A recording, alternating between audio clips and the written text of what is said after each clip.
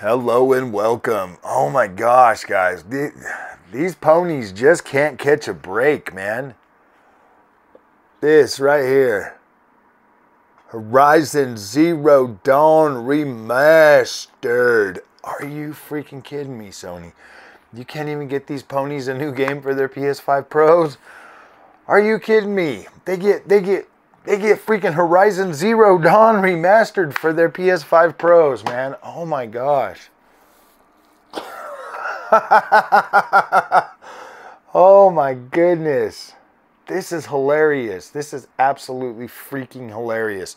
So, instead of like developing a brand new game for these guys, they get Astrobot, and now they're going to get a... And now they get Horizon Zero Dawn Remastered. So this is crazy, man. This is insanely freaking crazy that if they're doing like a showcase, like if they're really doing, like if Sony is really coming out on the 25th or whatever. Wait, what's today? Today's the 18th, and it's, let's see, what day would that be? They usually do those bad boys on Wednesday. So a week from today, on the 25th, if Sony's actually doing one of them fancy state of plays, and they come out and they show you guys Horizon Zero Dawn as like your November or December game for your PS5 Pro, or probably a launch title with your PS5 Pro, bro. Oh my goodness. Hopefully it's a $10 upgrade fee if you already bought the game. I mean, I could see them doing that. They did that with The Last of Us 2, but my goodness, man. They are so freaking tone deaf over there at Sony. They are like literally creatively bankrupt at this point. This is like the absolute worst I think it's ever been. No, man, there was a lot of dry times on PlayStation. There's always been dry times. For Sony first party games, there's always like dry times. But this is like, oh, me personally, I kind of actually want this. I want this to be true, and I want this to happen. I do. I want this game, but at the same time, I kind of feel for the ponies, man. They have yet to even get like a full-on next-gen AAA PlayStation first-party banger for the PlayStation 5. They've literally been all PlayStation 4 games upgraded to PlayStation 5. And now it's like, what the freak, man? By the end of the generation, I mean, it's kind of odd that they save all of that stuff for like the PS5 Pro launch and after. Like it's going to be after. That's kind of crazy, my friends. I don't know what to think about PlayStation right now. At the end of the day, it's like Concord comes out. They try to shove all this games as service stuff down your throat, and nobody wants it. Nobody wants it at all. Like these games just keep flopping. They don't do very well. And then, I mean, for PlayStation to shut down Concord after just 11 days on the market, man, that's insane. That's insane. And now they're just going to get you this remake. I mean, you've got, like, think about it. Throughout the end of the year, you've got Silent Hill 2. You've got, gosh, what was that? Until Dawn. Now you're going to have PlayStation or Horizon Zero Dawn. And like nothing else, man. Nothing else. Not even a Bloodborne. Not even Bloodborne. They haven't even remade Bloodborne. I bet you probably, and I mean, obviously when PS5 Pro launches, you're going to get like your Demon Souls remake again. This is crazy, man. This is absolute craziness. To think that they're asking people to go out there and spend $700 on a PS5 Pro, and they're not even going to add another game. Like, what the freak, man? What value is there to PlayStation at this point if all of the games they're doing are remastered and all of those are going to PC? What value proposition does PlayStation have to offer for a $700 Pro console? They should have just kept it as like PS5. They should have just kept that, because then the advancement for PlayStation 6 would be so much greater. They would have been able to really, like, I mean, the PlayStation 5 was already keeping up with Xbox Series X.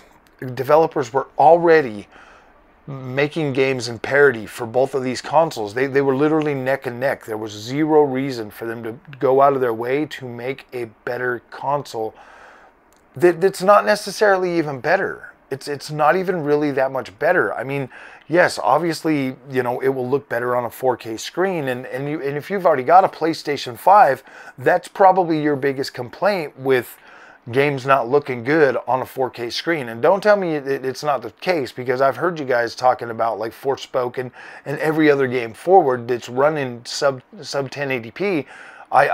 Yeah, like I get it. Like there is, I mean, I guess there is a reason for a freaking PS5 Pro if it can actually deliver on that 4K promise. But at the end of the day, my friends, this whole remake, remaster thing is getting a little bit out of hand, because they're not launching enough new games into the market at the same time. If they were coming out with like PlayStation 5 games that were actually built from the ground up for PlayStation 5 and shipping those and also shipping these remasters, I don't think that'd be a problem, because these remasters are actually good games, and remastering them or remaking them or adding more to them is making them a better experience. So I don't necessarily have a problem with the remakes or remasters. I never have, and I never will. I like them. I actually enjoy them. I do want the best version of the games, and I'm grateful that they're doing this. But at the same time, they're just not launching enough new games designed and developed and built for PlayStation 5 to justify the remakes and remasters. It really does kind of, you know, it really does kind of put PlayStation in a bad light. And to be completely honest with you guys, like I've said this before, optics matter. And if they're remastering games, I mean, just look at Horizon Zero Dawn on the PC. It absolutely destroys the offerings that are available on the PlayStation consoles right now. And this remaster is coming to PC as well. So you get it on the PS5 and the PS5 Pro, and it will also be remastered on the PC version as well. So that they're just kind of, that kind of puts things in an interesting situation, to where I get it, PlayStation can always attract new customers with these IPs, and that's good, that's great. They should be doing that. There's no reason for them not to do that. But they have to start developing and delivering PlayStation 5 games for those who have invested into that console that are expecting that. And I mean, if this is the new way for PlayStation going forward to try to unify their game releases across multiple generations of consoles, I mean, that's fine too, but I don't think people are ready to accept that just yet.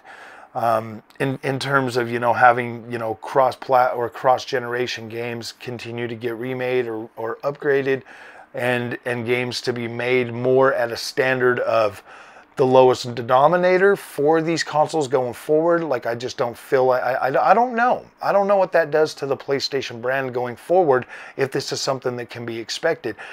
In the long run, I think it would be just fine. I don't think it would have too big of an effect, but there are some, I do think they will have, they will start to see more of a migration from PlayStation consoles over to PC, if this type of trend continues, because there are actually, in fact, exclusives on the PC platform that are never going to come to consoles ever. And some of these are pretty freaking cool games, man. I played a game called Body Cam just recently, and that game was absolutely freaking incredible.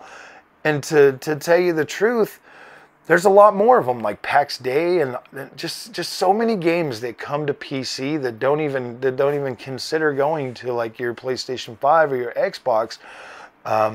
Yeah, it's really a lot more open platform. You get a lot more bang for your buck on PC than you do on any of these consoles, and I do kind of feel like there's going to be a greater migration from consoles to PC over the coming years and over the coming generations, just due to the fact that they've really backed themselves into a corner in terms of like these high quality games versus what they can actually realistically put out in a timely manner to keep people engaged in the platform. And Yeah, that's crazy. That's crazy.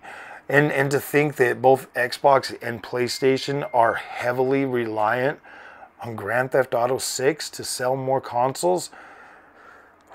Man, if this game came to PC day one, I don't think anybody would even care about consoles anymore. I honestly feel like Grand Theft Auto 6 is the only reason that people are even still considering keeping PlayStations or Xboxes at this point.